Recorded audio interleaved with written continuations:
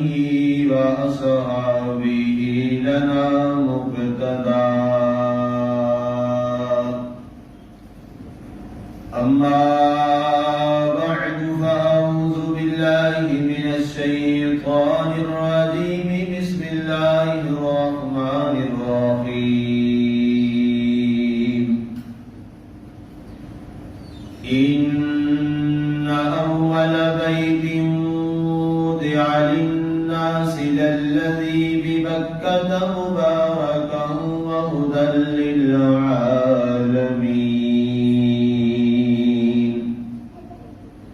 صدق الله العظيم وبلغنا رسوله النبي الكريم المتين الرؤوف الرحيم ونحن على ذلك لمن الشاهدين والشاكرين والحمد لله رب العالمين يا صاحب الجمال ويا سيد البشر من وجهك المنير لقد نور القمر ہزار بار بشویم دہن سے مشک و گلاب خلوص نام تو گفتن کمال بے ادبیست لا يمكن الثناء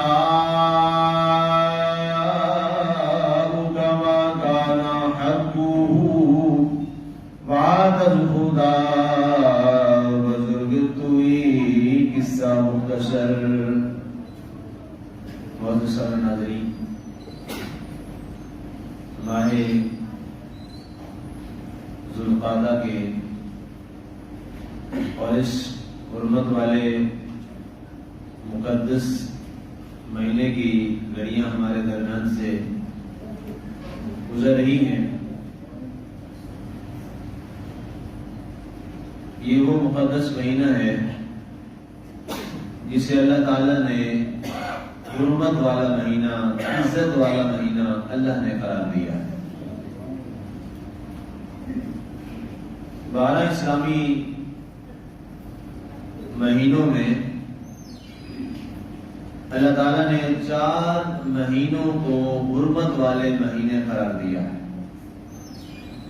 عزت والے، شان والے، مقام والے، اور یہاں تک کہ ان 4 مقدس مہینوں میں ہر قسم کے عرب کے جو اپنے مخاصمات، لڑائی جھگڑے یا جنگ و جدل ہوتا تھا اس کو بھی روک دیا گیا. اس میں ذیقعد ہے، ذوالحجہ ہے، محرم شریف ہے اور رجب شریف. اب انہی میں سے یہ ماہ مبارک جو ذیقعد ہے، اس میں کیا کیا واقعات پیش ہوئے، اہم ہمارے تاریخی واقعات پہ آپ سے میں نے خطبے عرض کیے.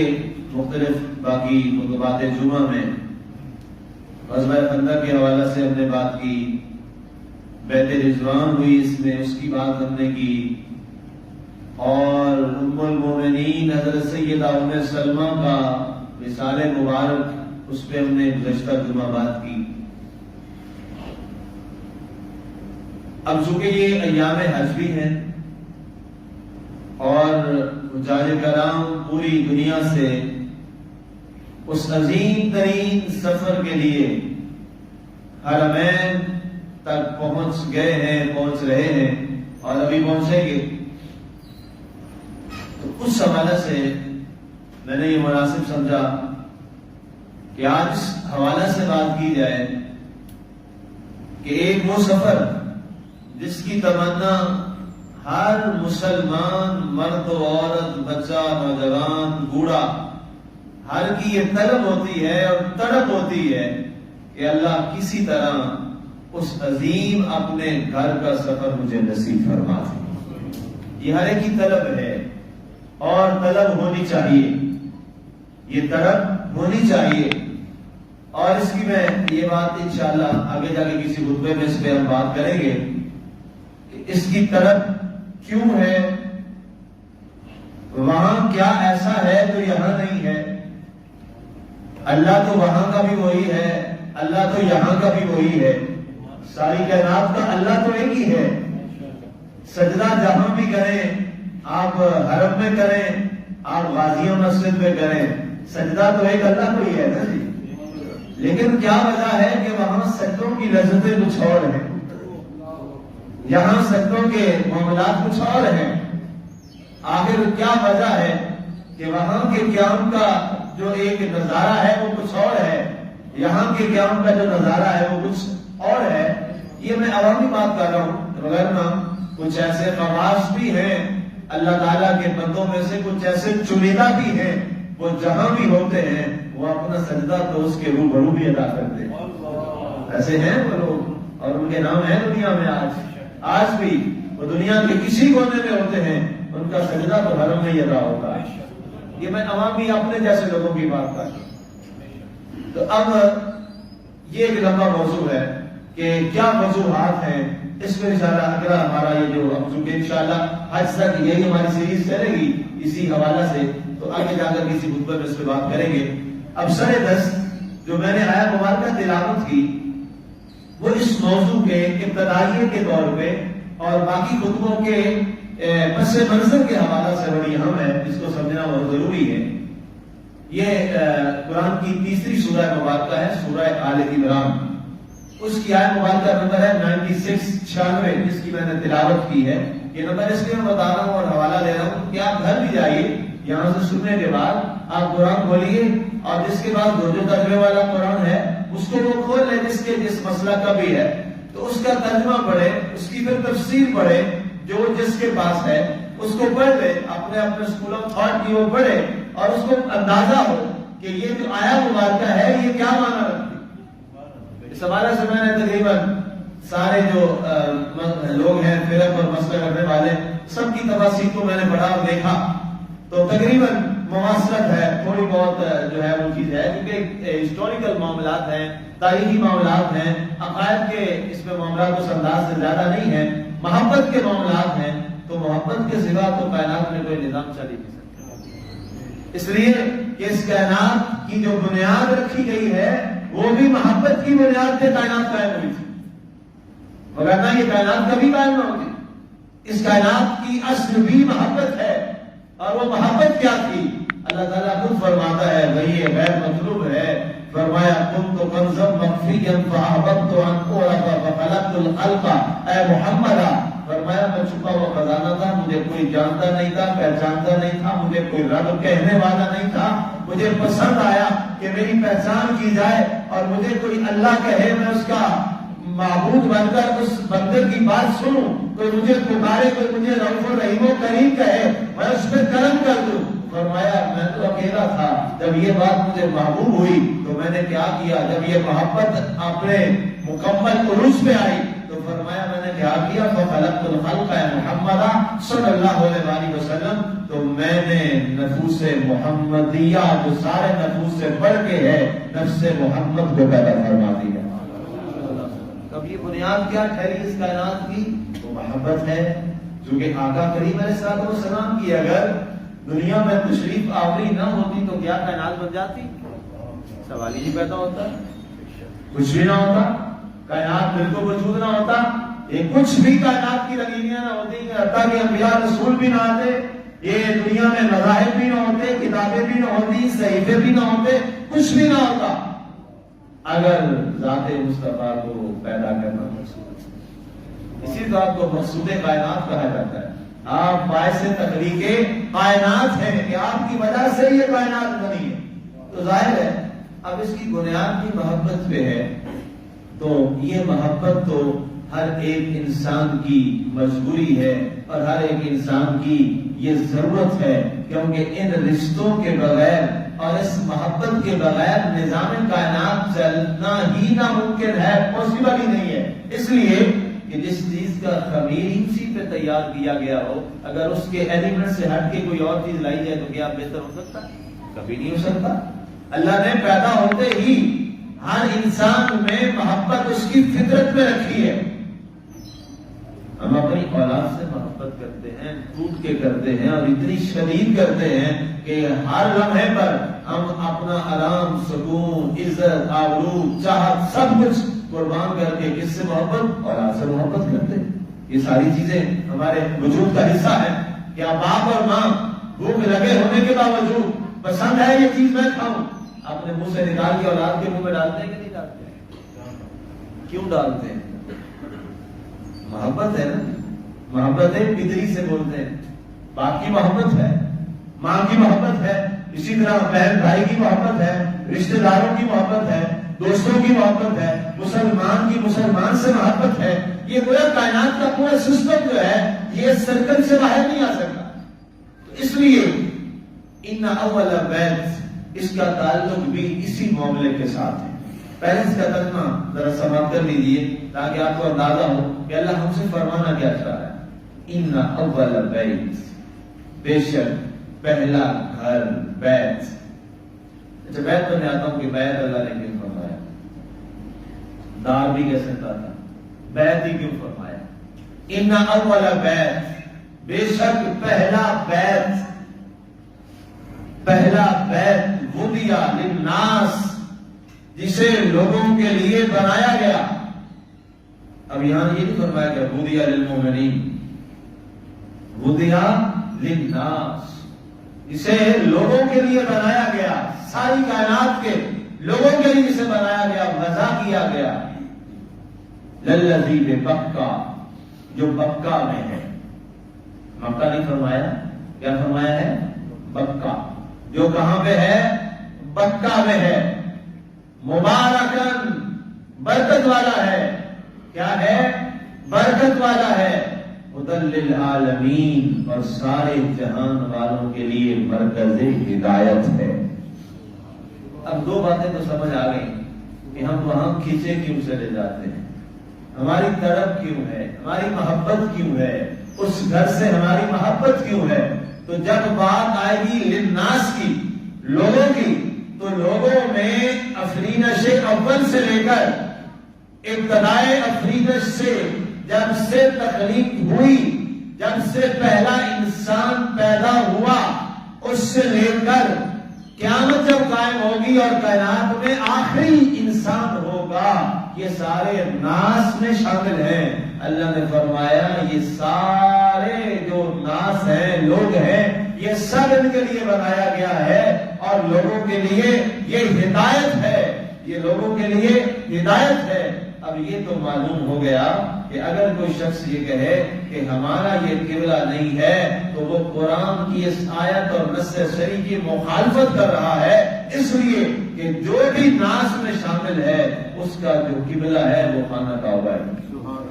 یہ واضح بات ہوگی قرآن کی آیت کے ٹیکسٹ سے. اب آئیے یہ جو ان آیات سے جو آپ 96 آیت ہے نا، اس سے پہلے کی جو ہے نا 5-6 آیات، وہ بھی گھر میں جا کے آپ ترجمے سے پڑھ لیجیے گا، آپ کو بہت فائدہ ہوگا. خطبہ آپ کو اور سمجھنا آسان ہو جائے گا اور بھی آپ کے لیے فائدہ ہو جائے گا. یہ 90 سے لے کر 96 تک یہ آیات آپ پڑھ لیجیے گا. 6 آیتیں، 5 منٹ لگ جائیں گے، کچھ نہیں، زیادہ ٹائم نہیں. اب یہاں پر بنیادی طور پر یہ والی جو آیت ہے یہ بھی عیسائیوں اور یہودیوں کا پیچھے ذکر ہو رہا ہے، ان کے سوال کا جواب. ان کے سوال کا جواب. سوال کیا ہے، اعتراض کیا ہے جس کو اللہ نے دور کیا. اور کمال بات یہ ہے کہ جب بھی عیسائیوں اور یہودیوں نے ہمارے پیارے نبی حضرت سیدنا عالم بنا محمد رسول اللہ صلی اللہ علیہ وآلہ وسلم پر اعتراض کیا، آبجیکٹ کیا، تو اس کا جواب آقا کریم علیہ السلام نے نہیں دیا، اس کا جواب اللہ نے قرآن میں عطا فرمایا. یہ محبت کا تقاضا ہے تاکہ قیامت تک کے لیے لوگوں کے لیے اصول بن جائے کہ خبردار ہمارے محبوب پر اعتراض مت کیجیے گا، اس لیے کہ جو ہمارے محبوب پر اعتراض کرے گا وہ براہ راست اعتراض اللہ کی ذات پہ جائے گا، اور اللہ کی ذات پہ جو اس طرح معاملہ کرتا ہے پھر اس کا جواب تو اللہ عطا کرتا. پھر اس جواب کے کئی طریقے ہیں، کبھی محبت سے اور کبھی اصلاح کے لیے سزا کے ساتھ بھی یہ رد کا معاملہ ہے. اب اعتراض یہ ہونے کیا کہ جب مسلمان ایک عرصہ تک بیت المقدس شریف کی طرف منہ کر کے نماز ادا کرتے رہے. تو بار بار مسلمانوں کو یہ تانا ملتا، عیسائی یہودی تانا دیتے کہ تم بڑے ہی کہتے ہو کہ ہمارا نبی سب سے پہلے ان کا وجود مبارک آیا، ہمارا نبی سب سے اولا بھی ہے، ہمارا نبی سب سے پہلا بھی ہے، سب سے اعلیٰ بھی ہے، سب سے شان والا بھی ہے، لیکن تمہارے پاس تو اپنا قبلہ ہی کوئی نہیں. قبلہ کہتے ہیں ایسی جگہ جس کی طرف منہ کیا جائے، قبل طرف کو کہتے ہیں، ڈائریکشن عربی انگلش میں، اس کو عربی میں قبل کہتے ہیں، اور قبل سے ہی قبلہ بنا. قبلہ کہتے ہیں توجہ کی جگہ، جس طرف آپ کی ڈائریکشن ایڈجسٹ کی جائے اسے بولتے ہیں عربی زبان میں قبلہ. قبلہ اب یہ تانا دیا جاتا مسلمانوں کے لیے، اور یہ کوئی چھوٹا تانا نہیں تھا، یہ بہت اندر سے تکلیف دینے والا یہ تانا تھا کہ بھئی تمہارے پاس تو اپنا قبلہ ہی نہیں ہے جس کی طرف تم منہ کر کے نماز پڑھو. تم تو ہمارے قبلے کو اپنا قبلہ بنا کر اس کی طرف منہ کر کے نماز پڑھتے ہو، بیت المقدس کی طرف، جسے مسجد اقصی کہا جاتا ہے. اب صحابہ کرام بار بار آتے ہیں، بارگاہ رسالت مآب صلی اللہ علیہ وسلم میں آگے عرض کرتے ہیں حضور کرم فرمائیے، ہمیں یہ تانے دیے جاتے ہیں. آپ نے فرمایا اچھا ٹھیک ہے.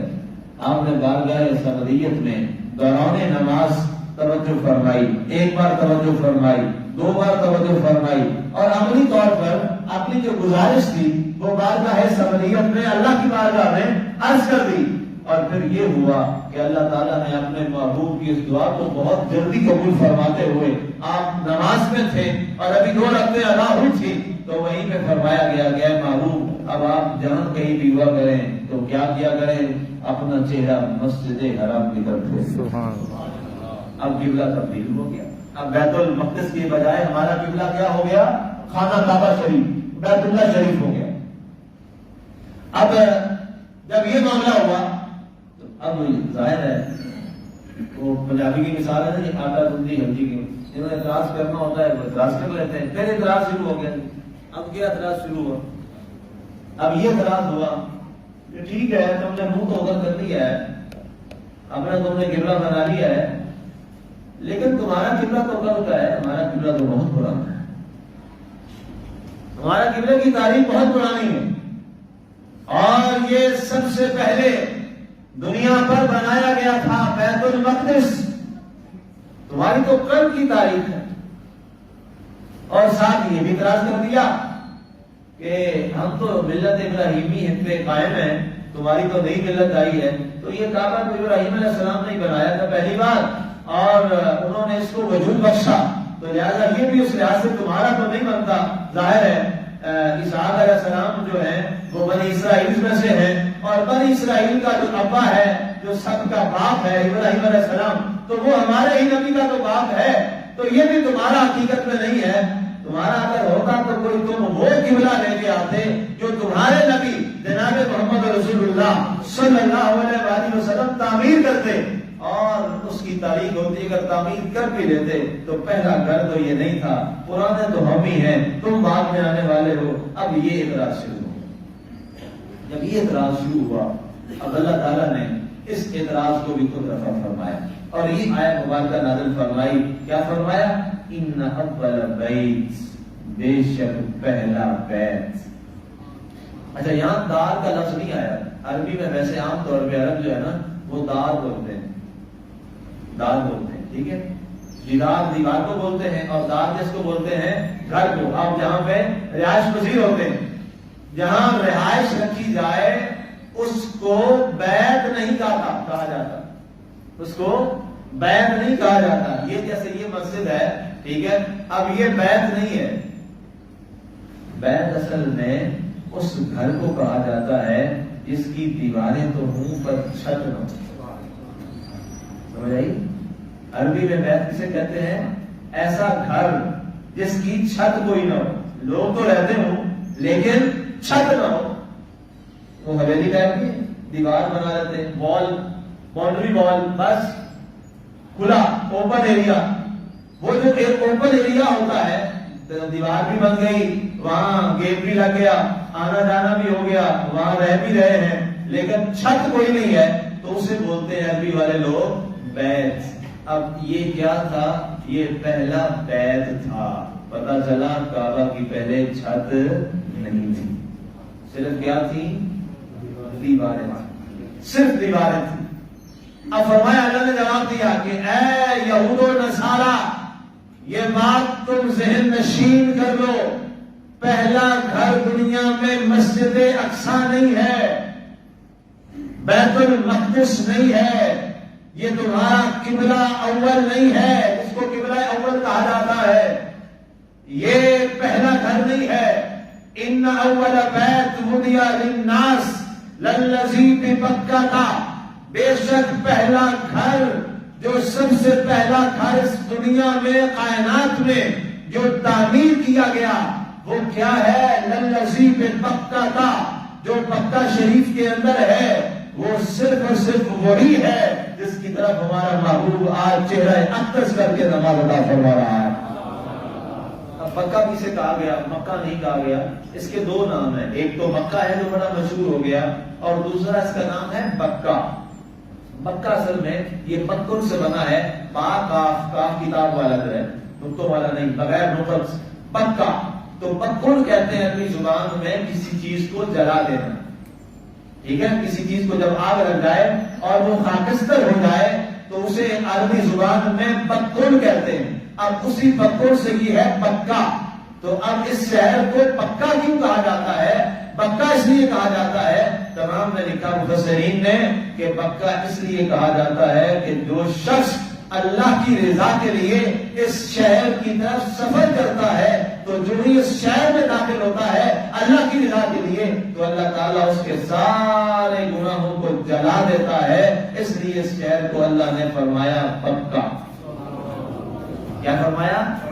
بکہ۔ یہ بھی اس کا نام ہے بکہ۔ اگر کوئی اس شہر کو کہے کہ میں مکہ میں گیا تھا تو اسے آپ پکڑ کے دلگت نہیں بنائیں گے کہ بھائی یہ مکہ ہے، تو مکہ کہاں سے کہہ رہا ہے، بلکہ وہ یہ نام جو لے رہا ہے وہ قرآن کی آیت پہ عمل کر رہا ہے، ٹھیک ہے؟ اس کا نام کیا ہے؟ بکہ۔ اب یہ الفاظ قرآن میں لکھے ہیں، آپ پڑھ سکتے ہیں۔ تو اب پہلا گھر جو بنایا گیا یہ برکت والا، اب پہلا گھر جب اللہ نے فرما دیا تو بھائی پہلا گھر ظاہر ہے دلیل چاہیے، کیسے پہلا گھر تھا، پہلا کس نے بنایا، اس کا معمار اول کیا کون ہے، سب سے پہلے تعمیر کرنے والا کون ہے، تو ظاہر اس کی کوئی تاریخ تو ہونی چاہیے۔ تو یہ تاریخ خود اسرائیلیات سے ہمیں ملتی ہے، خود یہ ان کے مورخین نے، یہود و نصارا نے یہ تاریخ خود لکھی ہے۔ کیا؟ جب آدم علیہ السلام کو وَقُلْنَا اهْبِطُوا مِصْرَ، اللہ فرماتا ہے کہ جب ہم نے اپنے آدم علیہ السلام، وہ پرانا سارا واقعہ وہ میں دوہرا دیا، جو معاملہ ہوا جس کے بعد ڈیسائیڈ کیا گیا کہ اب آپ جنت میں نہیں رہیں گے، اب کیا ہے، اب آپ زمین پہ جائیں۔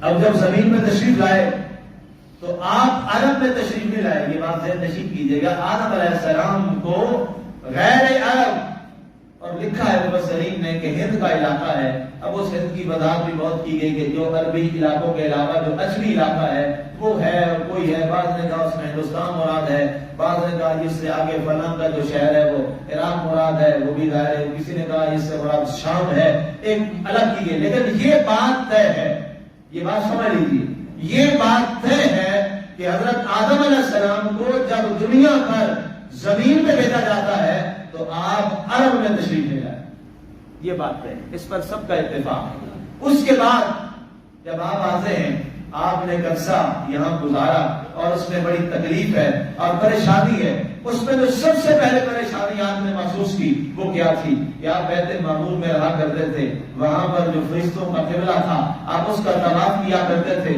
وہاں اللہ تعالیٰ کی عبادت میں مگن اور مصروف رہا کرتے تھے۔ اب جب یہاں پہ آئے تو اللہ سے عرض کیا، اے میرے مالک میرے لیے کوئی یہاں قبلہ ہی بنا دے جس کی طرف منہ کر کے میں نماز ادا کر لوں، میرے لیے کوئی عبادت کی جگہ پر مصلی بنا دے کہ جہاں پر میں تیری یاد کر سکوں۔ میرے لیے ایک تو وہ داغ وفاقت ہے اور جدائی والا معاملہ ہے، اور دوسرا بڑا میرے لیے سب سے تکلیف کا معاملہ یہ ہے کہ میرے لیے تو کوئی ڈائریکشن اور قبلہ ہی نہیں ہے جس طرح میں منہ کر کے نماز ادا کروں۔ تو اللہ تعالیٰ نے کیا فرمایا؟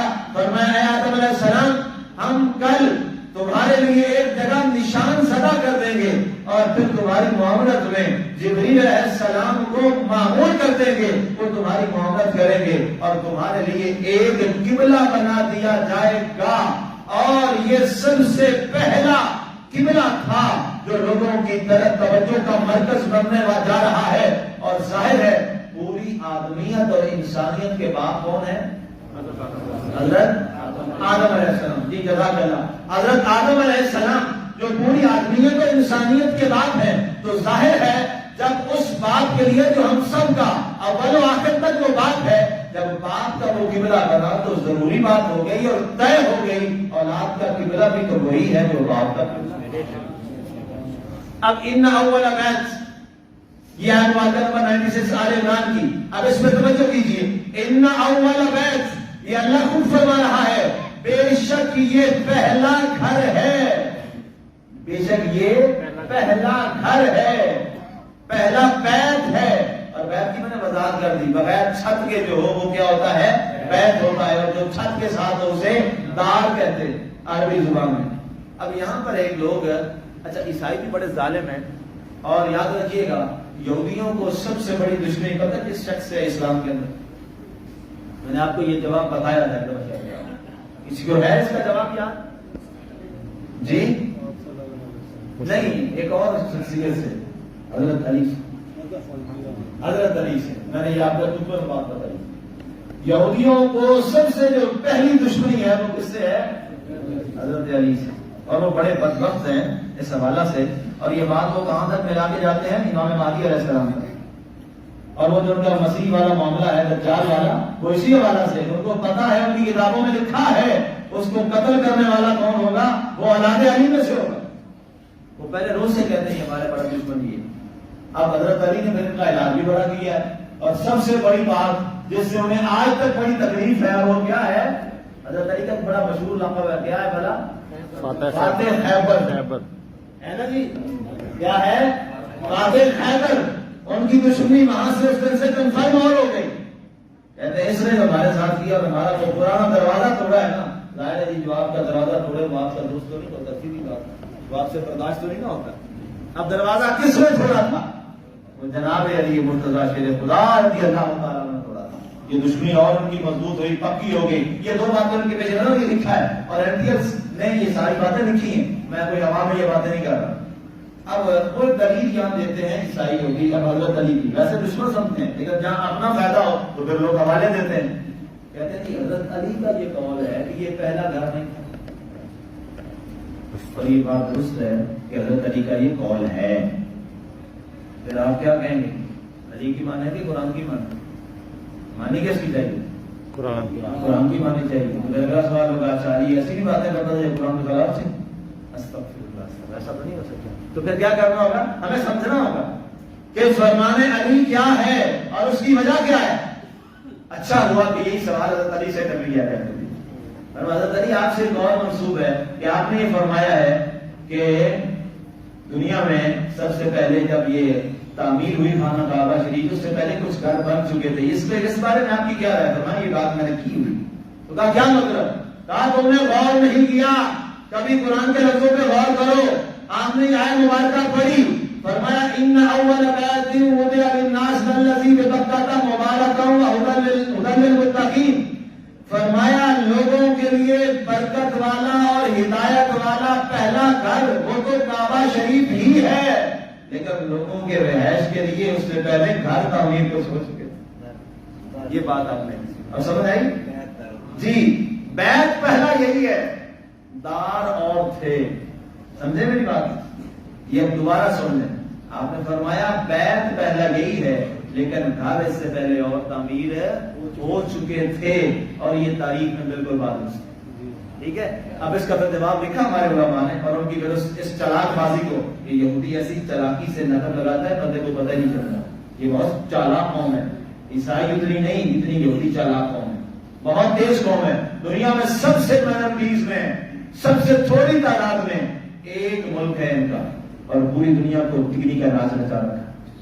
امریکہ سامنے، چہرہ سامنے ہے، پیچھے وہ ہیں۔ امریکہ آپ کے سامنے ہے، پیچھے وہی ہے، پیچھے وہ اسرائیل سے ڈورے ہندی ہیں ساری، اسرائیل ہی سب کچھ فکروں کی جڑ ہے. اب انہوں نے اس لیے یہ بات لکھی. اب آگے آ گئی, اب اس کی تعمیر ہو رہی ہے. 1-2 منٹ میرے پاس رہ گئے. ان اول بیت, بے شک پہلا بیت بے مکہ تھا, اس شہر مکہ میں جو ہے ہدی للناس اور مبارکہ, یہ 2 لفظ ہیں. ایک تو برکت والا ہے اور دوسرا لوگوں کے لیے ہدایت کا مرکز ہے. اچھا یہ جو آپ گئے ہیں, اللہ سب کو لے جائے, سب کو حاضری نصیب ہو سر کی اور بار بار نصیب ہو. اچھا کعبہ شریف ہے کیا؟ دیوار ہی ہے نا جی, پتھر ہی ہے نا. اور میری بات کیا ہے؟ پتھر ہی ہے. آپ سہم گئے تو اسے ڈر گئے, شاید کوئی اور چیز نہیں ہوا. کچھ نہیں لگا ہوا, کچھ بھی اور نہیں لگا ہوا, بس دیوار ہی دیوار ہے. اور دیوار بھی کس کی ہے؟ پتھروں کی. شاید اس سے اچھے پتھر آپ دنیا میں اور بھی لوگ تلاش رہے ہیں, اس سے اچھے ہوں گے دنیا میں. لیکن کسی پتھر کے بارے یہ نہیں ہے کہ مبارک ہے اور ہدی للناس ہے اور درامات ہے. پتھر ہے, اس کے سوا کچھ نہیں ہے. دیواریں ہیں. کبھی کسی نے کعبے کے اندر یا چھت پر کہیں کبھی کسی نے اللہ کو دیکھا وہاں؟ کسی نے دیکھا ہو؟ حاجی جب جتنے حاجی ابھی بھی گئے ہوئے جا رہے ہیں, ان سے پوچھنا یار کعبہ کے اندر باہر کے ہم نے اللہ کو دیکھا؟ ایسا بھی نہیں ہے. اگر اللہ وہاں پہ ہے تو باقی دنیا میں کیا ہے؟ یہ تو ہمارے عقائد میں ہے کہ اللہ کو محیط نہیں کر سکتے. آپ نہیں کر سکتے کہ اللہ کا ایک فلاں مقام مخصوص ہے, نعوذ باللہ, وہ تو ہے ہی. جب غیر متنائی تو یہ شرک ہو جائے گا. یہ بھی نہیں ہے. پھر وجہ کیا ہے؟ برکت والا. اس پر میں آپ کو آج لانا چاہتا ہوں, اللہ کرے آپ سمجھ جائیں میری یہ بات. اور ہدی للناس, اور لوگوں کے لیے کیا ہے؟ ہدایت ہے. اگر بات صرف یہ ہوگی سجدے کی, تو سجدہ ہم کس کو کرتے ہیں جی؟ ابھی ہم نے جمعہ پڑھنا ہے, کس کو سجدہ کرنا ہے؟ یا مکے والوں کو اللہ اور ہے اور پاکستان والوں کا اللہ کوئی اور ہے؟ ایک ہی اللہ ہے. ایسے ہی ہے جی. تو پھر یہ بات بھی نہ رہی. وہ شاید ہو نا جی, وہاں جو سجدہ ہوگا نا جی, وہ کسی اور نعوذ باللہ خدا ہوگا, نعوذ باللہ, تو ایسا تو ہے نا. تو پھر کچھ تو ہے نا جی. اس نقطے میں آج میں اللہ کرے آپ کو لے کے لانے میں کامیاب ہو جائے.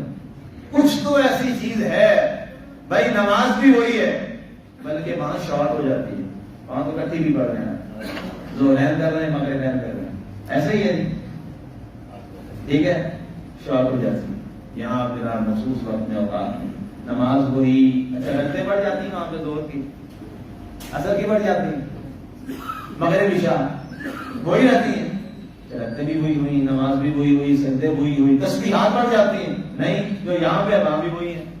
نماز کوئی چینج ہوتی ہے جب وہاں جاتے ہیں, وہی نماز ہے, سارا کچھ ہے. پھر سوال تو بنتا ہے, سوچنا بھی چاہیے کیا وجہ ہے کہ وہ برکت والا بھی ہو گیا, وہ ہدایت والا بھی ہو گیا, اور لوگ اس بات پہ آج تک کڑے ہوئے ہیں کہ جناب وہاں پر مت جائیے, روضہ رسول, اور وہاں تو بس یہ تو غیر اللہ معاملہ ہو جائے گا, اللہ سے ہی سب کچھ مانگو. تو میرا سوال یہ ہے, کعبہ اللہ ہے یا غیر اللہ ہے؟